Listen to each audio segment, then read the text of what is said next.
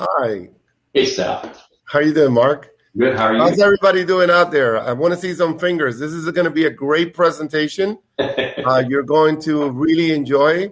Mark will, at this moment, I'm going to ask Mark if it's to introduce himself and share with us a little bit about Robokind and the young person that he has right next to it.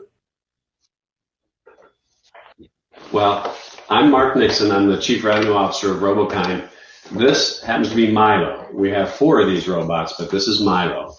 And although I think you might wonder why a autism company is part of a STEM conference, look at it this way. What's more STEM than a robot with full facial expressions, an SEL curriculum, movement, speech, the whole 9 yards to help autistic kids overcome their social, emotional, and behavioral issues. This is STEM at its best right here. Now, we're not a STEM company, but STEM built this company. And so it's kind of neat to be here today because it's, one, we're talking about New York City, NAACP, and a bunch of you folks are from both those organizations.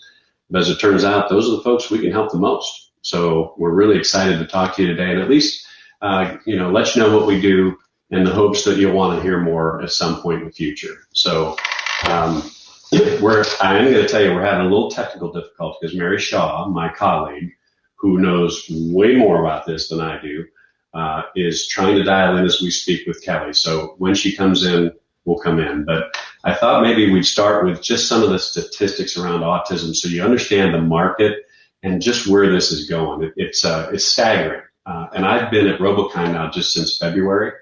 So I started my interview process and research around Robokind back in December.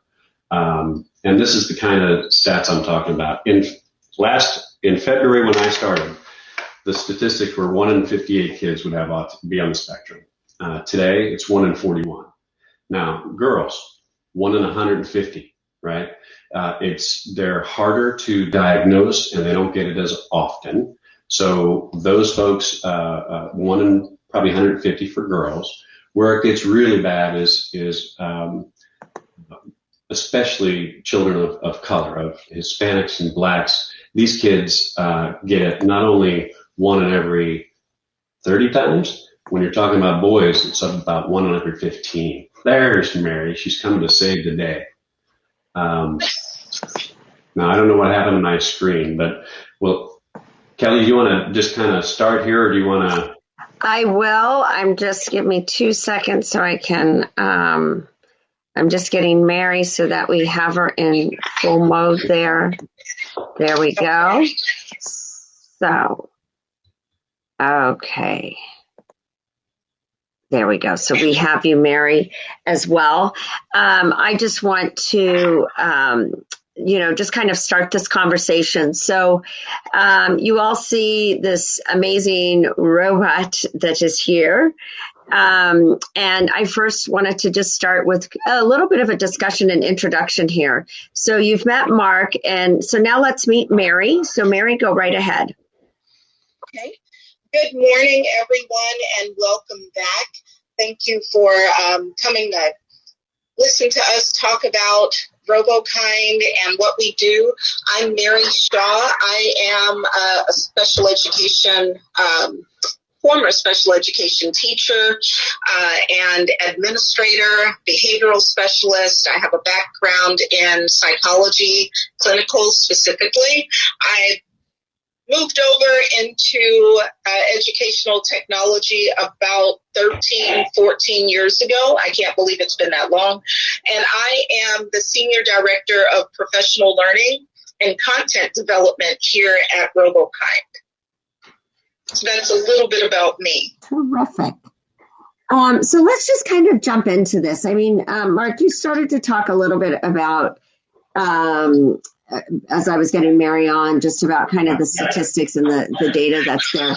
But I think one of the things that even more broadly than just the autism, it's just in terms of this whole world that we're facing in terms of, students in terms of their interaction with technology, they've lost some of that social emotional intelligence. And so they don't necessarily know, quite frankly, how to connect. Just share a little bit about your thoughts with that, and how and why is it that sometimes a robot can make someone feel more comfortable than what we normally think of is that that face-to-face. You have to have that person-to-person interaction. So talk a little bit about this, because this plays off really nicely of what Jamie in our previous discussion for artificial intelligence. So I'd love for you to talk about that. Yeah, one of the things that I'll tell you, and I'll let Mary jump in here too, but one of the statistics that really led me here was the engagement level of students with this technology. So we all understand that children with autism have a much higher affinity for technology. You'll see them most often given tablets, phones, that kind of stuff. What was really lacking was kind of that was more like a fad almost, when you really need the SEL curriculum to help them out. So now we've got a case where an autistic child with a human therapist has an engagement level of about 3 to 5%. With one of our robots, it's 87.5%. The engagement level is almost instantaneous. And if you think about it, one, they like technology better than humans. Two, he has full facial expression, so it's as close to a human as probably they can get without being human. They are comfortable with our robots. They feel safe with our robots. Also think of the delivery. Robots never get tired. They never raise their voice. They never get angry. They consistently deliver the lessons as often as you want in exactly the same cadence.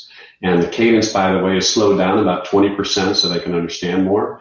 But to Kelly's point, the curriculum is what really drives all of this. And Miss Mary has done just a wonderful job with us on our curriculum, our content, and especially when it leads to professional development. But this curriculum helps kids even without autism. In fact, we're starting to see folks interested in the kind of the K through 3 or 4.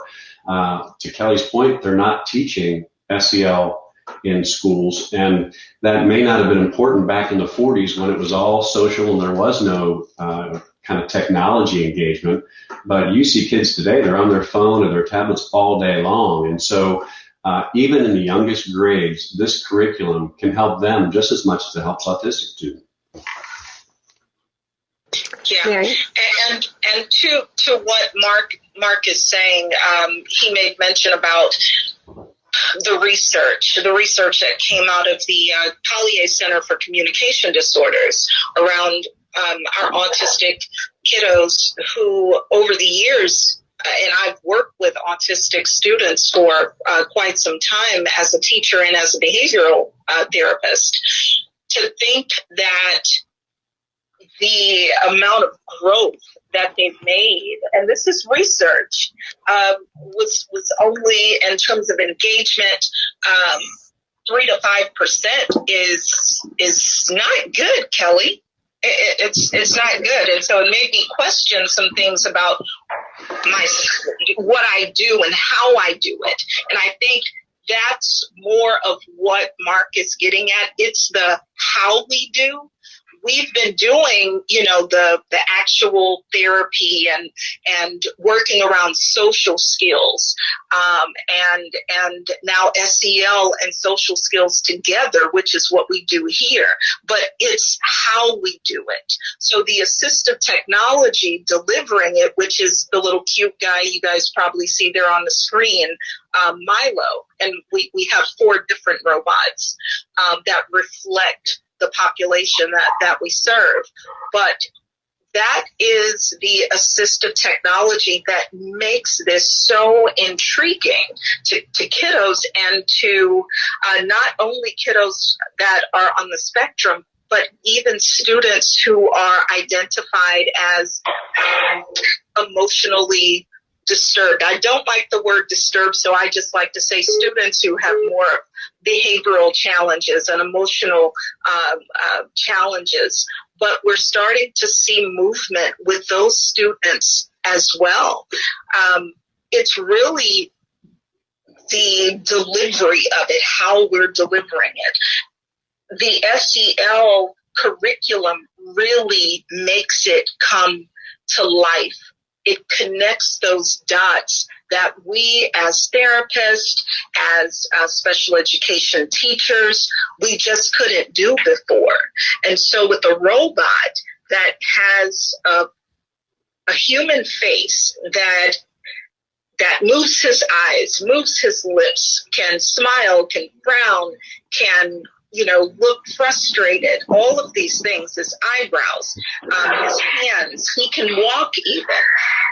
For a child that grows up in what Mark Prinsky, and y'all may want to write this down, but Mark Prinsky did some research some years ago on the digital natives and digital immigrants. And let me just tell everyone now, we're all digital immigrants. We weren't born into this tech era. So our digital natives, our kiddos of today, this generation of today, they're literally just manipulating and engaging with this type of technology. They find it to be very non-judgmental. The robot does not get frustrated at all, and he can go over the lesson over and over and over again. And when you're working with students who are different, their learning style is different, their learning capability is different, they need that type of repetition, Kelly.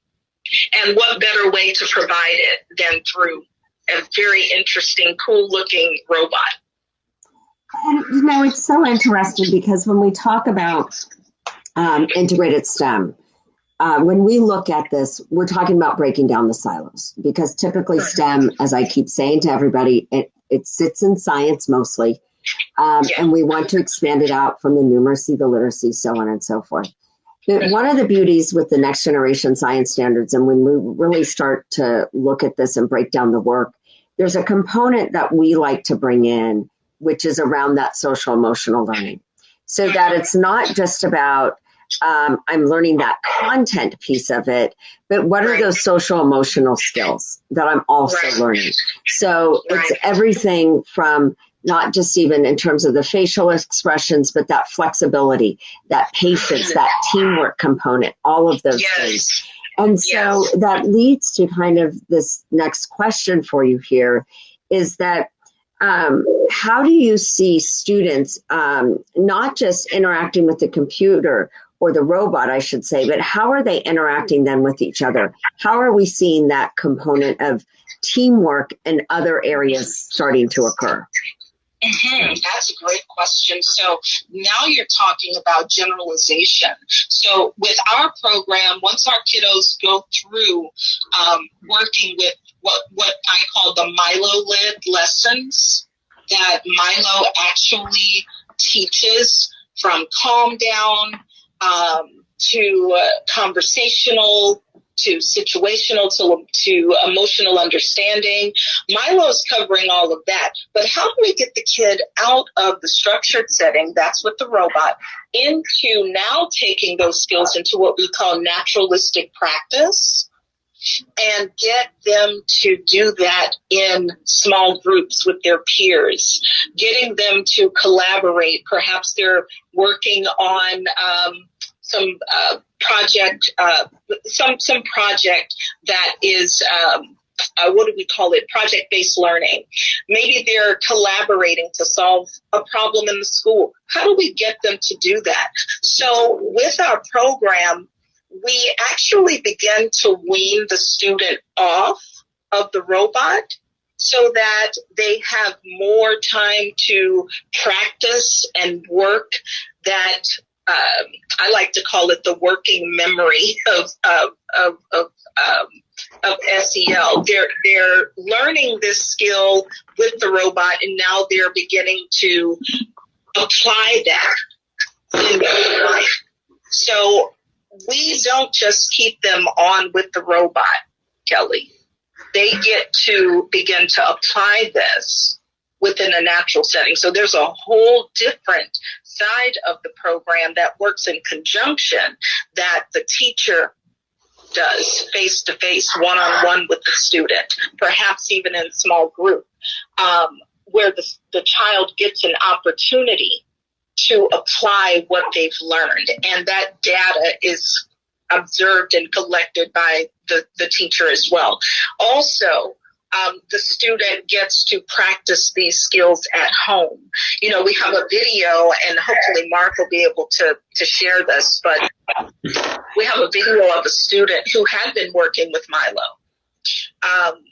He was identified as an autistic kiddo at age 4. His name's Cole. And he wasn't engaged with the therapist outside of just being compliant, was what the video shows.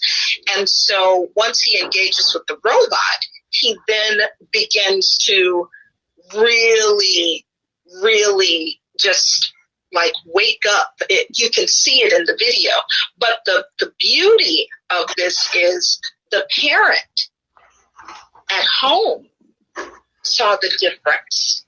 The parent began to see the generalization of the skills that the student was learning with the robot and with the opportunities that the therapist had given within a naturalistic practice for that student to be able to carry out to peers at home with his parents and siblings. But one of the very beautiful things about his story is from age 4 to 14, mom had never heard her child call her mom before. Well, this is something he was working on. And guess what he was able to do? Go home and say mom for the first time at age 14. So, yes, we do provide, and it's so necessary for the students to be able to practice in the natural setting what they're learning with the robot, because that's the ultimate goal, Kelly. Generalization, to take these skills and to be able to continue them throughout their educational journey and beyond. So I hope I answered your question. No, that was great. So Mark, that leads really nicely into you just kind of jumping into this video here. Do you want me to try and share it? Hang on. Yeah. So I might have to stop sharing my screen just for a moment so that you can share that. So Mary, I'm going to take you off for just a moment, but we still can hear you. Okay. All right, let me try this again. Oh, it's on a different, that's okay. It's on this one. Share, and hang on. Oh, I hope can you see that, Kelly? Yes, we can. Okay, here we go. Now, this is Cole, 14. Mary kind of set it up. This is with the human therapist, and then you'll see, I think it starts with the human therapist and then goes to Milo, but let's see what it does.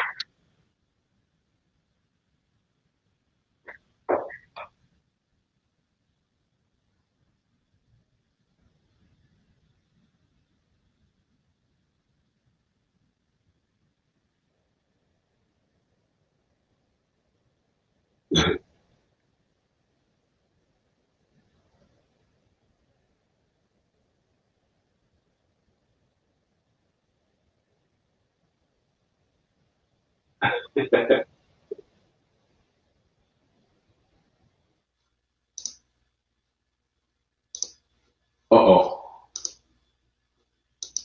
Oh, I'm getting a weird thing here, Kelly. Let me see if it's over.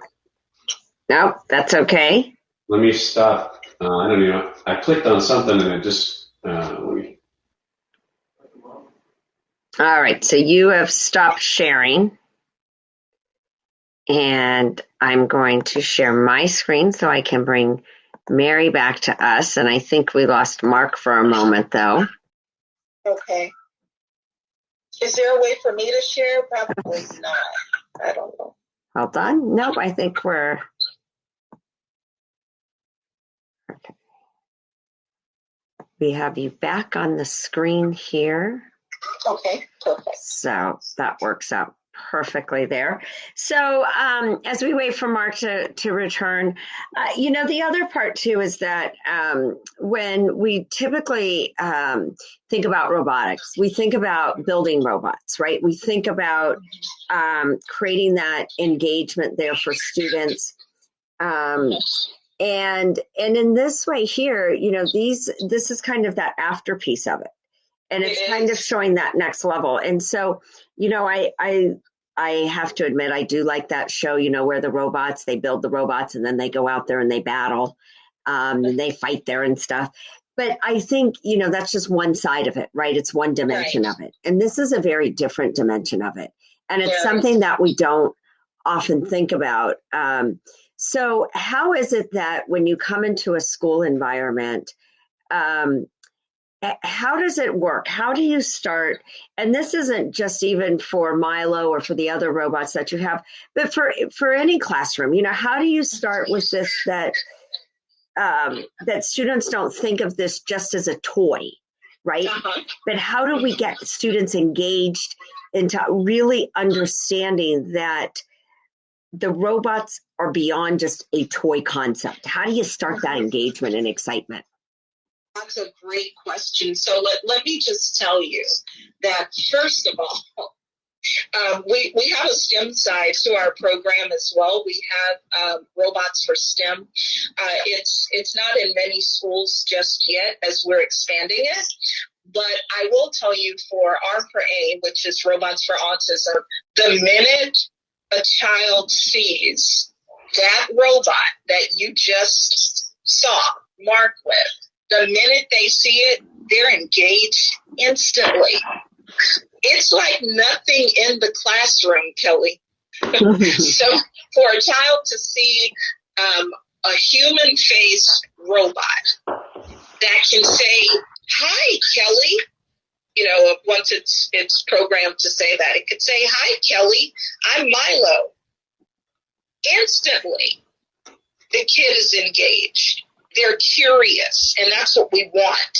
We want the curiosity. We want them to be drawn to it. And once they are, we got them.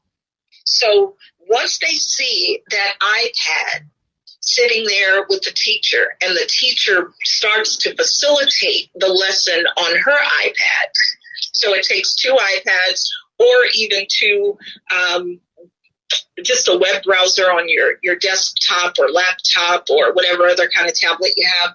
But once that starts, the kid already is familiar with these types of tablet technologies, right? They're already familiar with this type of stuff. So they're engaged when Milo is giving them direction, engaging them through the different evidence-based practices that we use within our program. We have quite a few. There's a lot of different evidence-based practices, but for, the sake of our program, we use a lot of social narratives, video narratives, and it's real life situations that children are in. So they get to see that on the screen. They get to see Milo's chest plate with all of the different icons as he's speaking. We're flashing those icons and those words on his chest. And then when Milo gives them a directive to say, "Look at your device," they do exactly that. And so it's sort of following like a gaming format, if you will. Kids are already familiar with this. So when they see it in their classroom, when they engage with it in their classroom, I think the robot attracts them to it more, but they instantly know how to engage with this technology because, as Mark Prinsky said, they're digital natives. So it's not hard at all. But when they see it in the classroom, and I'll give you a story. I was doing some professional development maybe about 8 months ago with South Ontario, Canada, one of our clients out there. And we were in professional development. So I'm going through it, and a kid comes and walks in. One of the teacher's autistic students comes and walks in and stands in front of Milo And she said, oh, no, I'm in, I go back into the classroom. And I said, no. Let's watch this. Let's see what happens. This was a nonverbal student. This was a student who does not engage easily at all, according to the teacher that was in the PD session with me. The kid stands in front of Milo. I told her, give him a tablet. He took the tablet.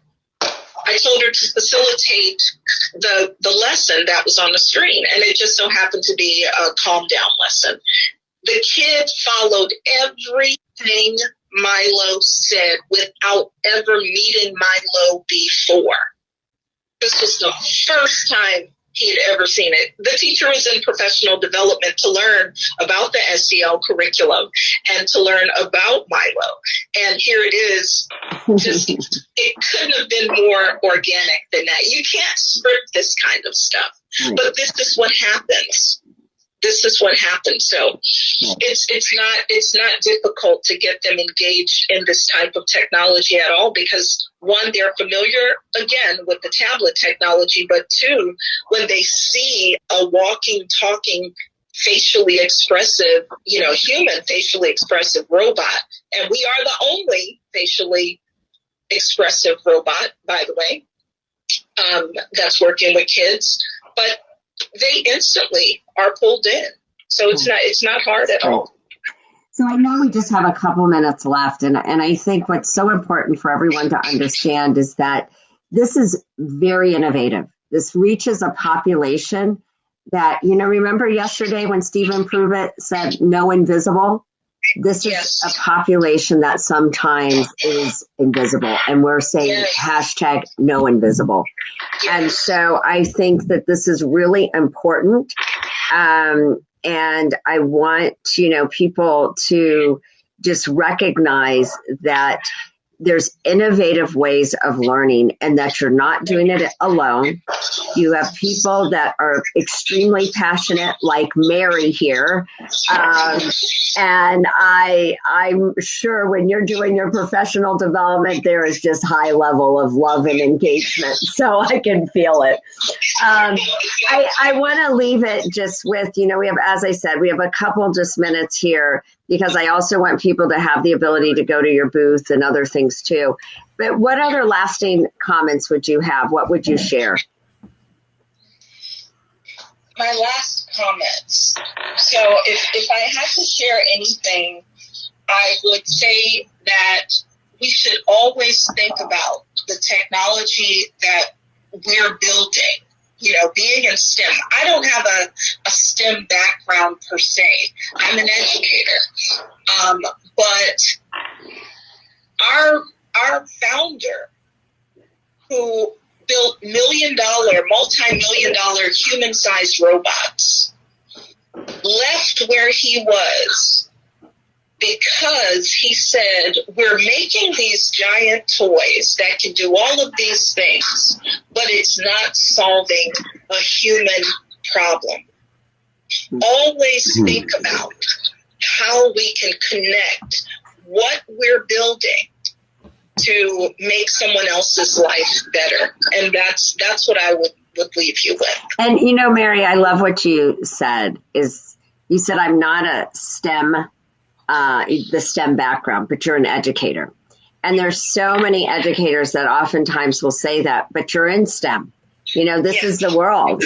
And so I think that's really important for every educator to recognize that it doesn't matter if you're a history or a literacy or whatever teacher you're teaching, you are a STEM teacher.